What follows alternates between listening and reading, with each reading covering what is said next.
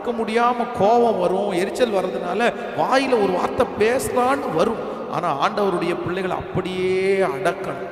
So number 1, முதலாவதாக கணவன் மனைவி இருவருமே என்னன்னா, உங்களுடைய வார்த்தை சுருக்கமாக இருக்கு, சுருக்கமாக பேசுங்க.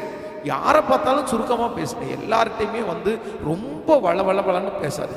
ஏன்னா ஆண்டவர் சொல்றாரு, ஆகாத சம்பாசனை நல்லொழுக்கங்களை கெடுக்கும் என்று வேதம் சொல்லுகிறது.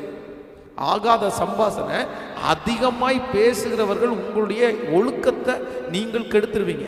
இன்னொரு வசனம் சொல்லுகிறது, பேசாதிருந்தால் மூடனும் ஞானவான் எனப்படுவான், ஞானி எனப்படுவான். நீங்க அமைதியா இருந்தீங்க அப்படின்னா எல்லாருடைய பார்வைக்கு நீங்க ஞானியா தெரிவிங்க. ஆனா நீங்க ரொம்ப பேசுனீங்கன்னா நீங்க ஞானிகளா இருந்தா கூட முட்டாளா தெரிஞ்சுருவீங்க. அதனால ஆண்டவருடைய பிள்ளைகள் பொதுவாக சுருக்கமாய் பேசி பழகுங்க. எல்லாரிடத்துலையுமே லிமிட், பேசுறதுல மட்டும்